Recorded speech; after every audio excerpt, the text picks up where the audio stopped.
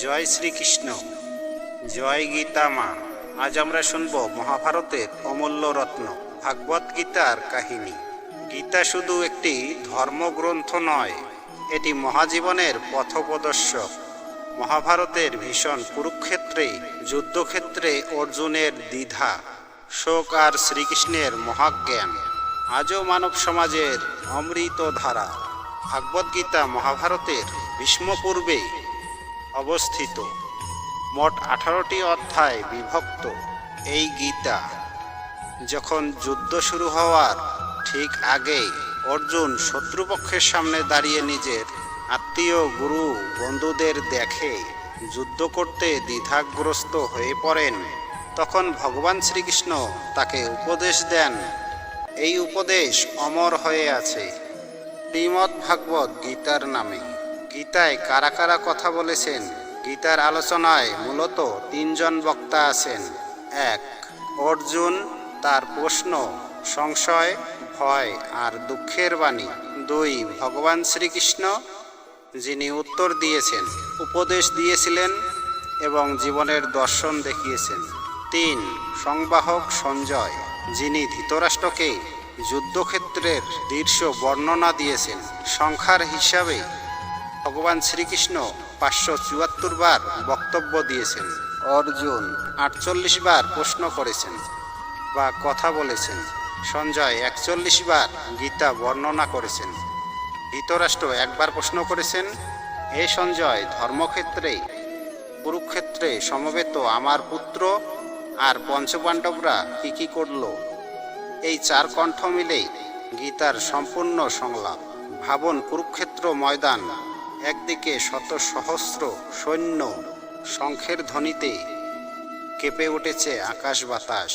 সেই সময় অর্জুন রথের মাঝখানে দাঁড়িয়ে কাঁপছেন। তিনি বলছেন, হে কৃষক, আমি এই যুদ্ধ লড়তে চাই না। আমি আমার গুরু ভীষ্ম, পিতামহ দ্রোণাচার্য, আমার আত্মীয়দের হত্যা করব কিভাবে? অর্জুনের হাত থেকে ধনুক গড়িয়ে পড়ে গেল। তিনি ভেঙে পড়লেন শোকে। ভগবান শ্রীকৃষ্ণ করুণ কণ্ঠে নয়, গভীর কণ্ঠে বললেন, হে অর্জুন, এই শরীর নশ্বর, কিন্তু আত্মা অবিনশ্বর। যা জন্মেছে তা মরবেই, আর যা মরবে তা আবার জন্মাবে। তুমি কেবল তোমার কর্তব্য পালন করো, ফলাফলের চিন্তা করো না। এই শিক্ষা আজও আমাদের জীবনে প্রতিটি মুহূর্তে পথ দেখায়। বন্ধুরা, ভিডিওটা ভালো লাগলে লাইক, শেয়ার, সাবস্ক্রাইব করতে ভুলবেন না। তাহলে চলুন ভিডিওতে চলে যাই। গীতায় 18টি অধ্যায়। 1 থেকে 6ম অধ্যায় কর্মযোগ, কর্তব্য, আত্মনিয়ন্ত্রণ, ত্যাগ।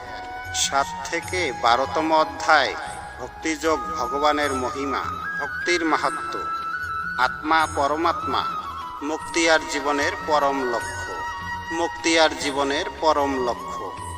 প্রতিটি অধ্যায়ে শ্রীকৃষ্ণ ধাপে ধাপে অর্জুনকে জীবনের গভীর সত্য বোঝাচ্ছেন। গীতার মূল মন্ত্র, কর্ম করো, ফল ভগবানের হাতে ছেড়ে দাও। এই ছিল ভাগবত গীতার কাহিনী, যেখানে ভগবান শ্রীকৃষ্ণ 574 বার মহাজ্ঞান দিয়েছেন। অর্জুন 84 বার প্রশ্ন করেছেন। সঞ্জয় 41 বার যুদ্ধক্ষেত্রের বর্ণনা করেছেন। আর ধৃতরাষ্ট্র একবার প্রশ্ন করেছিলেন। শত শত বছর কেটে গেছে, কিন্তু এই জ্ঞান আজও নতুন, আজও পথপ্রদর্শক। আমরা যদি গীতার শিক্ষা হৃদয়ে ধারণ করি, জীবনে দুঃখ আসবে, কষ্টও আসবে, তবু আমরা ভয় পাব না, কারণ ভগবান সর্বদা আমাদের সঙ্গে আছেন। জয় শ্রীকৃষ্ণ, জয় গীতা মা।